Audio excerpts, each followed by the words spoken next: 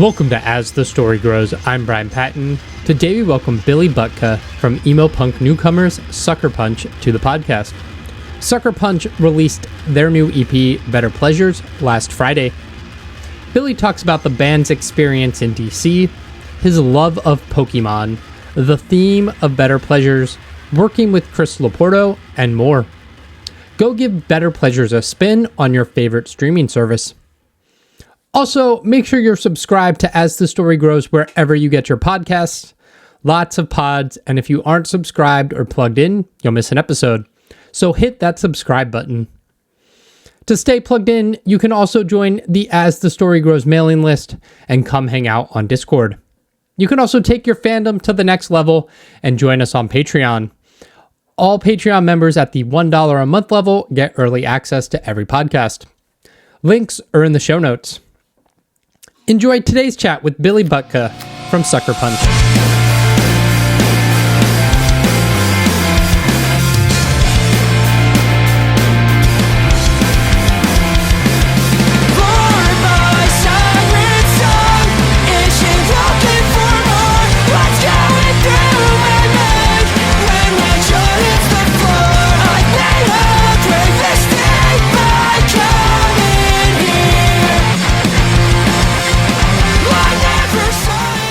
My day's kind of, it's not like just starting, but like, this is like my first like thing I actually have to do, Yeah. That's cool. Where are you located? We're in New Jersey. New Jersey? Where in New Jersey? I mean, we're all over. Like Chris is in Montclair. I'm in Clinton. We have, some people in Hackettstown. All over the place. Gotcha. So more like Southern Jersey. I would say Central. Yeah. Okay. Yeah, what about you? Is it Montclair? I guess Montclair's not really Southern. Okay. I lived in Philadelphia for 7 years, so I have familiarity with like that side of Jersey, but so no, I'm currently back in DC, so that's where I grew up and that's where I spend my time these days. So. DC's fun.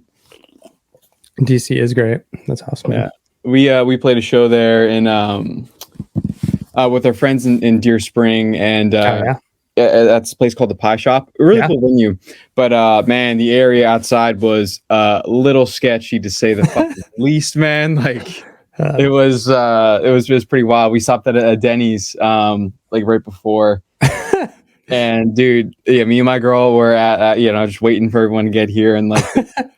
First, like a series of events happens, and fucking there's this one guy like out of nowhere here scream, and this big like he's a little chunky guy. He just goes ah! And stomps on this rat that ran across the lobby. So there's a dead fucking rat in the middle of this goddamn Denny's, and then this like super sassy gay dude comes in and starts picking fights with the hostess. Oh my God. Incredible, but fun stuff. So I used to be in a band. We used to practice at the Pie Shop. I think they still have rehearsal rooms. So we used to practice there. But that stretch, H Street right there, the whole street used to be like sketchy. Like it used to be, I mean, it's still cool, but it used to have like a lot of cool stuff, but it was always sketchy. Now there's like a Walmart at the other end. Like it's like Whole Foods and a Walmart, and you're just like, what the fuck happened to the city? Dude, I mean, but yeah, down by Pie Shop, it's sketchy as shit. It's just a little sketchy, man. It was like, oh fuck, but it's fine. Nobody died besides the rat. So yeah, that's hilarious. Well, you're from New Jersey. What was growing up like? It's I don't know. I kind of have everything like around. Here we have the beach, we have the city, we got like the mountains and stuff. It was all right. It was kind of a sheltered kid, of, I would say. Like I didn't really get into like music and like heavier stuff until a little later on in maybe like I don't know, I got into it like middle school, but like not like really into it, Yeah. What was your gateway into it in middle school like? I honestly, man, like when I was in middle school, I don't know, like before that, I kind of just like listened to like whatever the fuck was on the radio, whatever my mom put on. So it was like ABBA and like I'm trying to think of like what else she would listen to, but anyway, like Smash Mouth, shit like that. Anyway, but I got to middle school and then I saw people walking around in like trip pants and like Slipknot t-shirts. I was like, that looks kind of cool. Like, I mean, maybe not so much the trip pants, but like maybe like, you know, the Slipknot shirts look kind of spooky. Yeah. Out. But before that, I had discovered Sum 41 off of like Comcast's on-demand like music section. You know, I would just like go through all that shit and like look for stuff. And I found Sum 41. That was like my, you know, kind of just what got me into like pop punk. And then I downloaded Slipknot off of LimeWire, and the rest is kind of history. Wow. Sum 41 and Slipknot, that defines an era for sure. Oh my god, dude! I don't know. I think that's like the prime time, like you know, pop punk in my opinion. Yeah. Oh man, at what point did you start like playing instruments, trying to form bands? Like, oh, dude. So it's funny because like me and Chris, so the singer of my band, we've been friends since middle school. So we met in middle school. We went to like Bamboozle and stuff together. I don't know if you remember Bamboozle. Mm-hmm. Yeah.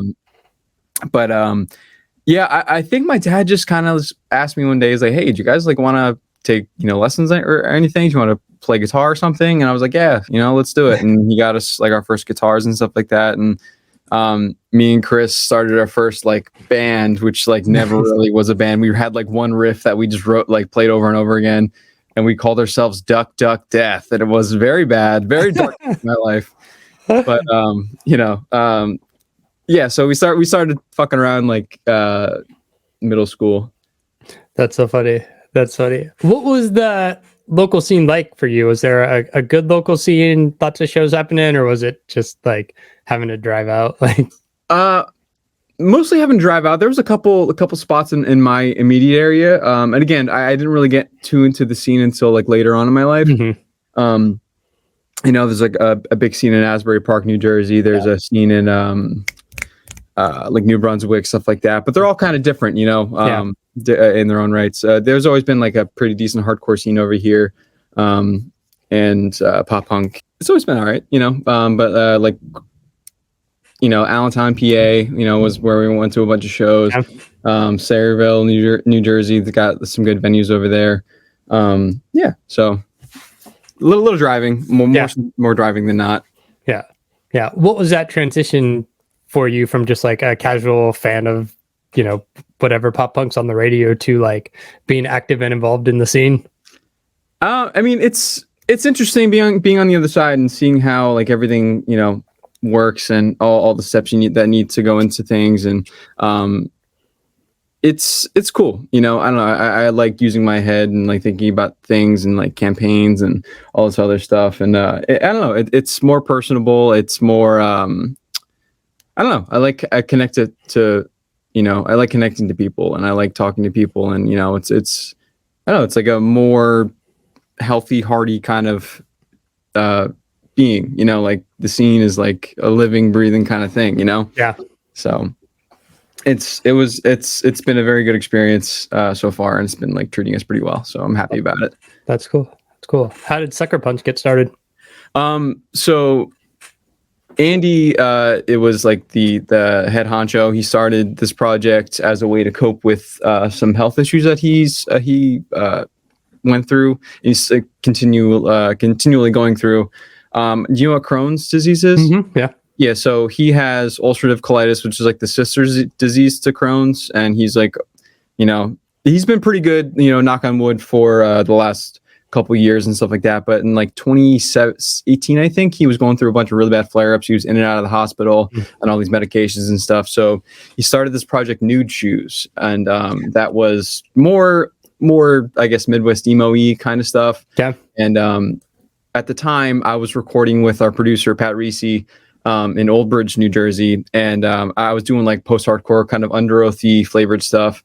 And he was just like, hey, man, like, I got a guy who's got like songs written. He's just looking for people to, you know, take it off the ground. And I was like, yeah, put me in contact with him. And, you know, he sent me all the songs and we liked it a lot. And from there we got, you know, Chris, who's our now vocalist. So he started out playing guitar. Then we got Julio and Tyler. And after we then shortly after we got Will, once we made the name change over to Sucker Punch, but we kind of were messing around with a lot of sounds, and we decided Chris was the better singer, Andy was the better guitarist, so they swapped. The sound was evolving. We were going a little more heavier, a little more aggressive, not so much Midwest emo. We still have some like that twinkly bullshit guitar stuff that goes on in Midwest emo, but it's not as it's a little more aggressive. So we thought Sucker Punch was a better name for that. And that is I just want to have the record straight out there. We named it after the Pokemon move, Sucker Punch. We're really big Pokemon fans over here. That's awesome. My kids are starting to get to Pokemon, and that was never my shit. And I'm just like, you gotta talk to your uncles about that. Like, my brothers were super into it. I'm like, I don't know shit about Pokemon. Oh, dog! What? You never got into Pokemon? No. Oh, well, I mean, honestly, it's probably for the best, man. This shit controls my life, so it's fine. I spent all my time reading comic books and watching Star Wars, and listening to music. So I have my own nerd vices, but no, I feel that Pokemon is not one of them. Pokemon is one of my fucking favorite things. I recently kind of made the dive into to Star Wars a little more than I've always like a casual fan, but I started watching the series, and I drive for a living, so I'll just put on like YouTube playlists and just listen to people talk about like all the lore of all the characters, and it's intense, man. It's intense. So it's a little too deep for me, but I still like to kind of know what's going on, I'm like reading all the comics and reading all the books, and I have way more knowledge than anybody will ever need on some shit. Oh, dude, it's confusing because they have was it Legends? Came out and it's not like super canon. Some of the stuff is canon. I don't know.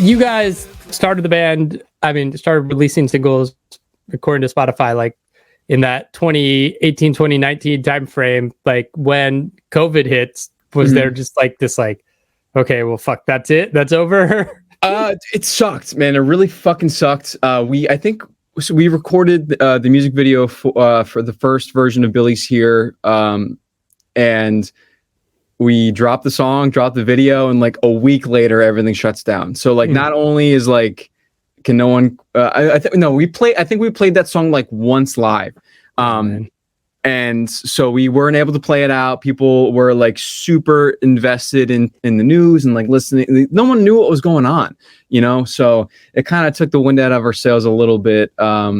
Which is it's fine. Shit happens, man. You know, and it was all right. But we didn't, it didn't stop us. We recorded DIY acoustic a little acoustic EP over the pandemic, and that was a fun learning experience for us. But yeah, it was kind of rough. But during that. That's when we kind of started changing it to Sucker Punch from Nude Shoes. Gotcha. Yeah, you guys released Hope Like Hell EP last year. How has the evolution been as you kind of have worked together and coming through the pandemic, musically?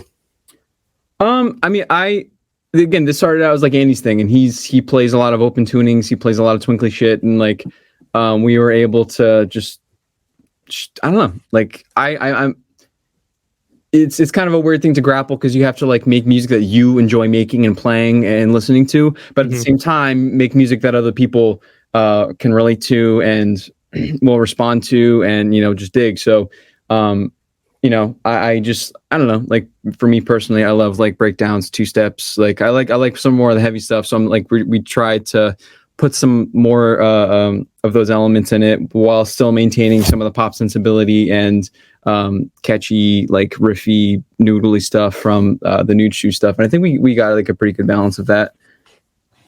Yeah. There seems to be, from doing this podcast, getting lots of pitches, listening to a lot of bands, there seems to be this resurgence of like pop punk and this like, emo punk sound, right? I know like Blink-182 is back and they're at the top of the game, but there seems to be this small like underground level. Like, do you see that in the scene? I mean, obviously Deer Spring is doing that shit like here in DC, they're killing it. I mean, like it's weird. Like there's a lot of bands are pop like come out of the woodwork, but I don't really see as much support for pop punk. I still feel like I think a lot of people listen to it, but I don't think a lot of people take it as seriously as like, some more like vibey bands or some hardcore band. Like I think people don't really treat it with the respect it deserves. So I mean, it's getting there. We're seeing like more and more people come out for us and for other bands and stuff like that. But like I think pop punk is still kind of I don't know. It's not like looked very favorably upon in the scene. No. Do you think that there's an element of like, because that's like a phase people go through in high school or whatever, where it's just like all the lyrics are like my hometown sucks or like super nostalgia that drives people being like that immature genre of music? I get it. You know what I mean? Again, like I'm 30, dog, so like everyone, who grew up listening to this is grown up now. So they don't want to hear bullshit about like my girlfriend, like like that. So we try to like straddle the line with some of that stuff and like write about like some darker subject matter. And like I think we have like of the new stuff, we have like one song about like relationships and shit like that. Of like, well, I mean, for our new EP that we're releasing. Yeah. But fun stuff. Yeah. Yeah. I mean, I'm gonna be 39 next month, and like MXPX just dropped an album and I'm like, let's fucking go MX every time. So hell yeah. I ride with it. Your new EP, Better Pleasures, where'd that title come from? So I drive for a living and I listen to a bunch of podcasts and I listen to like a bunch of just like YouTube like playlists and stuff like that. And it drives me fucking nuts because I can't remember who exactly said it. I'm into like a lot of comedy, and there was, I think his name's, it's either Theo Vaughn or not Ryan Schickler. I can't remember his name, but he has like the Honeydew podcast. God, but anyway, they both have like a little like a southern twang to their voices or whatever. So like again, I'm a little confused. But they're talking about like addiction and how it's like very short lived. It's like the gratification is not really like it's a flash in the pan sort of thing. And he was talking about like there's better pleasures out there for you, and like you just have to put the work in and find it. And that kind of just really spoke to me, man, because like I've struggled with my own like personal issues, and that were kind of just fueling this instantaneous kind of gratification thing. And I'm finding later on in my life that like it's not worth it to me anymore. And I really want I don't know, I would rather focus on like my personal relationships, my love life, my personal life, and just like really like build something with people and like work for something that will sustain my ego and not my ego, but like my it'll sustain my self-worth almost, like and make me feel good, like it's just like fuck yeah, I can ride off that for a while versus like getting wasted one night and like having fun and then you feel like shit the next day, or just like having a bunch of flings and like again like you might have got laid, but like like you're alone at the end of the day, it's just not, some of that stuff's just not worth it to me anymore. And so that's just kind of a loose concept that we're kind of toying with some of this stuff. Did that like idea and realization kind of come through with COVID when you're kind of just locked down with yourself, or was it something else? That concept came about. I mean, the concept for the record came about like as we were like kind of writing it. I more meant personally. Yeah, probably. Yeah. I mean, again, like it sounds like such a stupid like dumb guy thing. Just like I listen to Joe Rogan all the time, but like listening to people, just I don't know, talk about their own personal struggles and their experiences, and I don't know, like just having a sense of what other people go through, other people's hardships, and like I don't know, it kind of opens opened so many doors for me to where, like, I don't know, like I became like a lot less selfish. I became a little bit more, I don't know, just like I was more negative a couple years ago, and I kind of want to stay away from that shit, and I'm really trying to stay on my positive grind and just like be nicer to people and nicer to myself, and just, I don't know, it's just more sustainable for me. Closed eyes, my breathing starts to slow. Collect my thoughts, I start to see through the smoke. An anxious mind won't determine my own worth. Self-doubt so overrated. I'm stuck here in my own head. I couldn't ever feel. How'd you guys get connected with Chris for I'm Ready to Ride Giants? So we played with Can't Swim in I think May of last year. I think it was May of last year, and it was them and wow, I'm drawing a fucking blank, man. The Plot in You. It's the Plot in You Yeah.